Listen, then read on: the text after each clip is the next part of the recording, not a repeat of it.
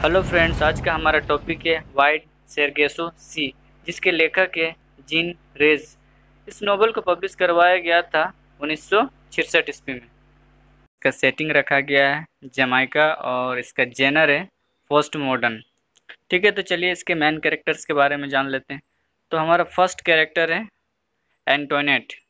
Second character है Annette, जो कि एंटोनेट की माँ रहती है। थर्ड कैरेक्टर है पियर, जो कि एंटोनेट का भाई रहता है, जिसका मानसिक स्थिति ठीक नहीं रहता है। फोर्थ कैरेक्टर है मिस्टर मेसन, जो कि एंटोनेट का सौतेला पिता रहते हैं। फिफ्थ कैरेक्टर है डैनियल कोसवे, जो कि एंटोनेट का इलीगल भाई रहता है। और सिक्स्थ कैरेक्टर है ग्रेस पोल, जो कि एंटोनेट की टेक केयर करती है, देखभाल करने वाली रहती है। और सेवेंथ कैरेक्टर है क्रिस्टोफाइन, ये भी एंटोनेट की देखभाल ही करती है, इसी के साथ रहती है, जो कि जादू टोना का काम भी किया करती थी। तो चलिए स्टार्ट करते हैं। ये जो नॉवल है वाइट सेरेगेसो, इसको कैरोल्टी ब्रोंटीज नोवेल, जिसके लेखक जेन आयर हैं, उन्हीं के रिस्पॉन्स में इसको लिखा गया था।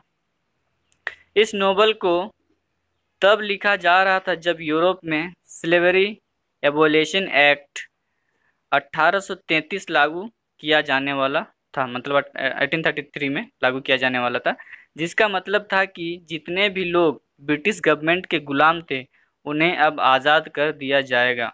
और यह नियम 1 अगस्त 1834 ईस्वी से लागू हुआ था। तो चलिए नोवेल को हम लोग समझते हैं। नोवेल को 3 हिस्सों में बांटा गया है। ओके, तो इसका फर्स्ट पार्ट हम लोग पढ़ते हैं। ओके, स्टार्ट करते हैं। यूरोप में एक जमैका नाम का स्थान है, जहां पर एंटोनेट नाम की एक लड़की अपनी माँ एनेट तथा अपना भाई पियर के साथ रहती थी।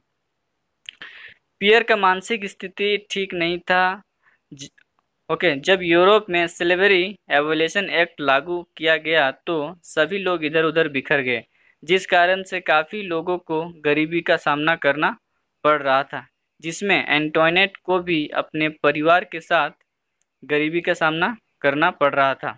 ओके, क्योंकि एंटोनेट के पिता की मृत्यु पहले हो चुकी थी। चूंकि गरीबी झेलना पड़ रहा था, तो एंटोनेट की माँ ने एक अमीर आदमी मिस्टर मैसन से दूसरी शादी कर ली। वह यह सोचकर दूसरी शादी कर लेती है उस अमीर आदमी से कि यदि मेरी शादी हो जाएगी किसी दूसरे, मतलब इस अमीर आदमी से, तो हमारा जो परिवार का जो गरीबी स्थिति है, कंडीशन है, वो शायद दूर हो जाएगा। परंतु ऐसा बिल्कुल भी नहीं होता है। एंटोनेट की माँ एनेट और मिस्टर मैसन हनीमून के लिए बाहर चले जाते हैं, तो इसी दौरान एंटोनेट के घर में आग लग जाती है, जिस कारण से, अब किस कारण से आग लगती है ये तो पता नहीं चल पाता, लेकिन जब आग लग जाती है जिस कारण से उसका भाई पियर जलकर मर जाता है, और एंटोनेट भी लगभग 6 महीने तक समझने जानने की हालत में नहीं रहती है, मतलब उसका भी हालत खराब हो जाता है। उधर मिस्टर मेसन एंटोनेट की मां को काफी प्रताड़ित करते हैं तथा बाद में उसे एक कपल के घर नौकरानी का काम करने के लिए भेज देते हैं, जहां पर वे जो कपल होते हैं, एंटोनेट की माँ जो एनेट रहती है, उसको वहां भी काफी मात्रा में प्रताड़ित करते हैं, जिस कारण से वो डिप्रेस हो जाती है और उनकी मृत्यु हो जाती है। मतलब एंटोनेट की माँ एनेट की मृत्यु हो जाती है। जब एंटोनेट की हालत सुधर जाती है, तब तक वो अपनी माँ और भाई को खो चुकी थी, मतलब दोनों मर चुके थे। और इस तरीके से जो ये नोवेल है, इसका फर्स्ट पार्ट समाप्त होता है।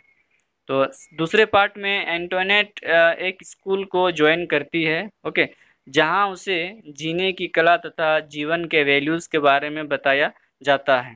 ओके, परंतु कुछ दिन बाद मिस्टर मेसन जो हैं वो एंटोनेट को घर वापस लाते हैं तथा उसकी शादी एक इंग्लिश मैन से करवा देते हैं। वो इंग्लिशमैन काफ़ी उद्दंड था। वो पैसों के लालच में आकर एंटोनेट से शादी करता है। वो एंटोनेट को पसंद नहीं करता था, और ना ही उसकी जो नर्स थी, मतलब देखभाल करने वाली क्रिस्टोफाइन, उसको भी पसंद वो नहीं करता था। एक दिन एंटोनेट के हस्बैंड को एक लेटर डैनियल कोसवे के द्वारा मिलता है, जो बताता है कि वह एंटोनेट का इलीगल भाई है, मतलब एंटोनेट के पापा का पहले किसी और के साथ संबंध था, जिससे डेनियल कोस्वे पैदा हुआ था। तो डेनियल कोस्वे उस लेटर में बताता है, मतलब एंटोनेट के हस्बैंड को, कि एंटोनेट का पूरा परिवार पागल था और वह भी पागल है। अगली रात एंटोनेट के हस्बैंड ने एंटोनेट से उसके पास्ट के बारे में पूछा, मतलब बीते हुए समय के बारे में पूछा कि तुम मुझे बताओ कि तुम्हारे पास्ट में क्या हुआ था। तो एंटोनेट ने सारी बातें सच सच बता दी कि उसका भाई किस तरीके से मरा, उसकी माँ किस तरीके से मरी, और उसके पिताजी पहले से ही मर चुके थे। मतलब वो सब कुछ राइट बता देती है, सच सच बता देती है। उसके बाद एंटोनेट अपनी नर्स क्रिस्टोफाइन से कहती है कि मुझे कोई ऐसा जादू टोना बताओ। मतलब जो नर्स जो थी क्रिस्टोफाइन, वो तो जादू टोना जानती थी, जिस वजह से उससे एंटोनेट पूछती है कि कुछ ऐसा उपाय बताओ जिससे मेरा पति मुझसे प्यार करने लगे, क्योंकि वो मुझसे प्यार नहीं करता है। तब क्रिस्टोफाइन एक लिक्विड देती है और कहती है कि इसे तुम अपने पति को पिला देना, ओके, तो सारा प्रॉब्लम सॉल्व हो जाएगा। एंटोनेट शराब के साथ मिलाकर अपने पति को पिला देती है, परंतु इसका कोई खासा प्रभाव एंटोनेट के पति पर नहीं पड़ता है, और इस तरीके से नोवेल का जो सेकंड पार्ट है वो समाप्त हो जाता है। नोवेल के थर्ड पार्ट में एंटोनेट को उसका पति इंग्लैंड ले आते हैं, जहां एंटोनेट को उसके पति ब्रथा कहकर बुलाते हैं। मतलब अब एंटोनेट के नाम से उसको नहीं बुलाने लगे हैं उसके हस्बैंड, किस नाम से बुलाने लगे हैं? बर्था कहके, जो एंटोनेट को बिल्कुल भी पसंद नहीं था। जब जब उसके पति उसे बर्था कहकर पुकारते थे तो एंटोनेट को बहुत ही बुरा लगता था। मतलब उसे ऐसा महसूस होता था जैसे कि उसे कोई मेंटली टॉर्चर कर रहा है, और अगर वो सोचती थी कि अगर यदि मुझे इस तरीके से कोई कंटिन्यू करता रहेगा तो मैं पागल हो जाऊंगी। परंतु उसका पति लगातार वृथा कहकर पुकारते थे, क्योंकि वे चाहते थे कि एंटोनेट पूरी तरह से पागल हो जाए। ओके, तो जब ये लोग इंग्लैंड आ जाते हैं तो वहाँ उसकी देखभाल में एक ग्रेसफुल नाम की औरत को रखते हैं उसके हस्बैंड, किसकी देखभाल करने के लिए? वही एंटोनेट की देखभाल करने के लिए। वह एंटोनेट को एक कमरे में बंद करके रखते हैं। ओके, कौन बंद करके रखते हैं? एंटोनेट के हस्बैंड एंटोनेट को एक कमरे में बंद करके रखते हैं। ओके,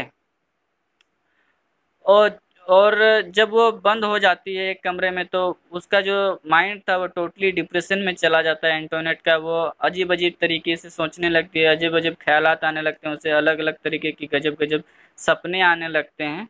ओके, तो एक रात वो सपना देखती है कि वो जिस घर में है, जिस कमरे में बंद है, उस घर में क्या हो जाता है? आग जल जाता है और वह कमरे से बाहर निकली हुई रहती है। ओके, परंतु जब वो आंखें खोलती है तो वो देखती है कि वो सच में उस कमरे से बाहर है, तथा वो जो घर था वहाँ का, उसमें आग लगा हुआ है। ओके, और इस तरीके से ये जो नोवेल है, यह इसका तीसरा हिस्सा भी समाप्त हो जाता है। दोस्तों, अगर यदि यह नोवेल आपको समझ में आई है तो वीडियो को लाइक करें, शेयर करें, कमेंट करें, साथ ही साथ मेरे चैनल को सब्सक्राइब भी करें।